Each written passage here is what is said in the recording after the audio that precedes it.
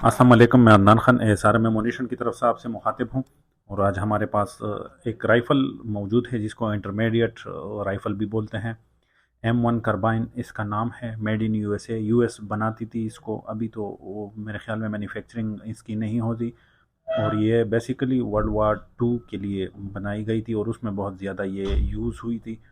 30 calibre इसका होता है, मगर इसकी जो गोली होती है उसका होल का लेंथ जो होता है वो थोड़ा ज़्यादा होता है। ये 7.62 ज़रबे 33 इसका कैलिबर इसको बोलते हैं, क्योंकि इसके होल का लेंथ जो होता है वो 33 होता है। और ये बहुत ही हल्की राइफ़ल है। और इसके बनाने का मकसद ये था कि ये जो भारी राइफ़लें कैरी नहीं कर सकते वो फ़ौजी, या उनको ज़रूरत नहीं होती, जैसे रेडियो ऑपरेटर या मेडिकल वाले जो टीम होती है, उनके लिए ये चीज़ बनाई गई थी। गाड़ी का अमला जैसे होता है। और ये आप इसका राउंड चेक कर सकते हैं। मुख्तलिफ़ किस्म की इसकी मैगज़ीनें अवेलेबल होती है। 10 शाट से लेके 30 शाट तक की इसकी मैगज़ीनें मिल जाती है आसानी से। और ये एक अच्छी क्वालिटी की राइफ़ल है, मगर गोली इससे इंटरमीडिएट राउंड की, जिसकी वेलोसिटी इतनी ज़्यादा नहीं होती, वो चलाई जाती है। इसका बेसिक मकसद इसका हल्का होना है। फिर इसमें मुख्तलिफ़ किस्म के वेरिएंट्स जो है वो बनाए गए हैं। और ये पहली राइफ़ल है जो सेमी ऑटोमेटिक थी और गैस ऑपरेटेड राइफ़ल भी थी, क्योंकि इससे पहले गैस ऑपरेटेड राइफ़लें बनाने का कोई एक्सपीरियंस नहीं था। और इसका आप बोल्ट चेक कर सकते हैं, इतनी हल्की होती है कि आप एक हाथ से भी इसको कर सकते हैं। और ट्रिगर पुल भी इसका बहुत ही ज़बरदस्त होता है। इसका बोल्ट जो होता है पीछे की तरफ, आप इसको रोक के भी इसकी साफ़ सफाई वगैरह जो है वो बहुत अच्छे ही तरीके से कर सकते हैं। और बहुत स्मूथ ये चलती भी है। आप इसकी साइट वगैरह भी चेक कर सकते हैं। उसकी जो टाइम की ये राइफ़ल है, क्योंकि बहुत ही पुराना मॉडल है, मगर आप इसमें एडजस्टमेंट वगैरह चेक कर सकते हैं। एलिवेशन भी एडजस्ट हो सकती है इसकी। और ये लेफ़्ट राइट भी एडजस्ट हो सकती है, जो कि उस टाइम की राइफ़लों के लिए ये बात जो थी वो बहुत ही नामुमकिन बात थी।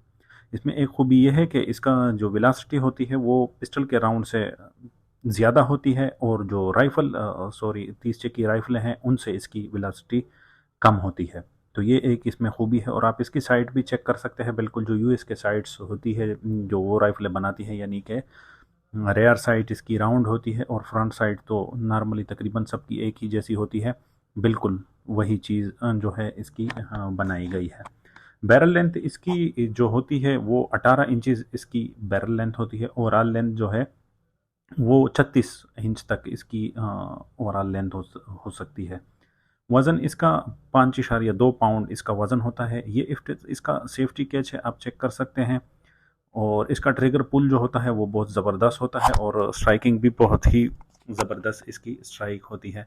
मैगज़ीन रिलीज़ का बटन भी जो यूएस की आजकल की M4 आती है उसी की तरह का इसका जो मैगज़ीन रिलीज़ का बटन होता है वो भी सेम इसी ही की तरह का है। और इससे आप आसानी से टारगेट को 100 से 200 मीटर या 100 से 200 गज तक बहुत ही आसानी से इसको टारगेट शूट कर सकते हैं। और ये इसी चीज़ के लिए भी बनाई गई थी।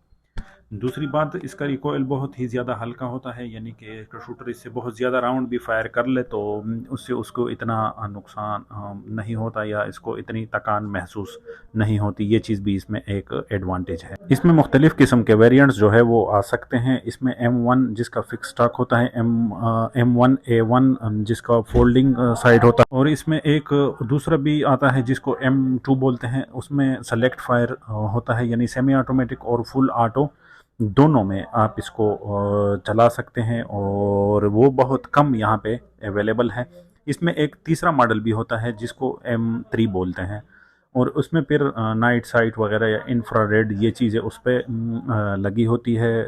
नाइट ऑपरेशन के लिए ये यूज़ होता है, और ये कोरिया में इस्तेमाल हुई थी। अच्छा जी, बात करते हैं इस किस्म की ये राइफ़ल जो है ये दूसरी जंग अज़ीम में, कोरिया की जंग में, और कुछ हद तक ये वियतनाम की जंग में भी ये यूज़ हुई थी। और कलेक्टर जो होते हैं वो आजकल भी अगर इतने अच्छी कंडीशन में हो तो इस चीज़ को कलेक्ट करते हैं और पसंद भी करते हैं। और ये एक बहुत ही हल्का और कम्पैक्ट साइज़ का जो होता है राइफ़ल होता है। रिकॉइल इसकी बहुत ही कम है, और नज़दीकी फायरिंग में इसका कंट्रोल बहुत ही ज़्यादा जो होता है वो होता है, इस वजह से लोग इसको पसंद करते हैं। मुकम्मल पावर राइफ़ल कार्ट्रिजेज़ के मुकाबले में टर्मिनल परफॉर्मेंस बहुत कम है, और इसका जो लकड़ी का स्टॉक होता है कभी कभी ये भी ख़राब हो जाता है, और इसमें कोई इतनी ख़ास पेचीदगी जो है वो इसमें नहीं आती। तो जैसा कि आप इस वीडियो में चेक कर सकते हैं, ये राइफ़ल जो है बिल्कुल मुकम्मल यानी कि हर चीज़ इसकी ओरिजिनल है, और इस पे जो ऊपर जाली लगी होती है, तो इसमें एक मॉडल ऐसा है कि उसमें सिर्फ वुड इस पे लगा होता है ये जाली की जगह। तो जाली वाली को लोग थोड़ा बहुत पसंद भी करते हैं, क्योंकि ये बिल्कुल न्यू भी अवेलेबल हो सकती है, मगर वो वुड वाली जो होती है वो बहुत ही कम न्यू में मिल सकती है अच्छे कंडीशन में। इसकी बैरल अंदर से बहुत ही साफ़ सुथरी और अच्छी कंडीशन में होती है, और खोलने के लिए अगर कोई इसको खोलना चाहता है तो ये इसके खोलने के लिए हुक है, आप थोड़ा इसको पुश करते हैं और इसका आगे के जो स्लिंग का हुक होता है उसको आगे की तरफ आप धकेल के इसको आसानी से खोल सकते हैं, और इसकी साफ़ सफाई भी आप फिर कर सकते हैं। तो ये एक बेहतरीन और हल्की राइफ़ल होती है कैरी करने के लिए। इसमें आप फोल्डिंग बट स्टॉक जो होता है वो भी आप इसमें लगा सकते हैं, जिससे इसकी ओवरऑल लेंथ जो होती है वो बहुत ही ज़्यादा कम हो जाती है, और राइफ़ल और भी कम्पैक्ट और मैनेजेबल हो जाती है। बकाया इसके राउंड आजकल मिलना थोड़ा मुश्किल होता है, और अगर मिल भी जाए तो इनके राउंड जो होते हैं वो बहुत ही ज़्यादा आजकल महंगे हैं, यानी 700 से लेके 1000 रुपये तक की एक गोली इसकी मिल सकती है। दूसरी बात, इस किस्म की जो राइफ़लें होती है पहले तो ये 30 से 40 हज़ार रुपये की मिल जाती थी, मगर आजकल ये राइफ़लें भी बहुत महंगी हो गई हैं, क्योंकि सारा सामान महंगा हो रहा है, और इतने अच्छे कंडीशन में इस किस्म की राइफ़ल का होना ये बहुत ही नामुमकिन जो है ये बहुत ही नामुमकिन है। तो मैंने ज़रूरी समझा कि आप लोगों के साथ भी इसकी वीडियो जो है वो शेयर करूं, ताकि आपकी भी मालूमात में थोड़ा बहुत इजाफ़ा हो। बेसिकली ये यूएस की बनाई गई है, तो ये जहन में रखें, और वर्ल्ड वार टू में ये बहुत ज़्यादा मकदार में यूज़ हुई थी। इसके बाद फिर ये कोरिया कोरिया की जंग में भी यूज़ हुई, और वियतनाम में भी कहीं कहीं पे ये चीज़ जो थी वो फिर यूज़ हुई। और जो फुल वुड में होती है उसके वुड का कलर जो होता है वो भी थोड़ा इससे चेंज होता है, और उसके बाद उसकी वुड की फिनिशिंग वगैरह जो होती है वो भी थोड़ी इनसे चेंज होती है, क्योंकि इस तरह का शाइनिंग कलर उसमें नहीं आता, क्योंकि उसका यूज़ गन्स होती है तो उनकी शाइनिंग वगैरह जो होती है वो उतर जाती है। तो ये आप ओवरऑल व्यू इसका चेक कर सकते हैं। वज़न में बहुत हल्की 5.2 पाउंड, और लेंथ में भी बहुत ही छोटी राइफ़ल है। तो ओके जी, आज की वीडियो आपको पसंद आई होगी। इंशाल्लाह आइंदा किसी और टॉपिक के साथ फिर हाज़िर होंगे। तब तक के लिए इजाज़त चाहते हैं। ओके जी, अल्लाह हाफ़िज़, अस्सलाम वालेकुम।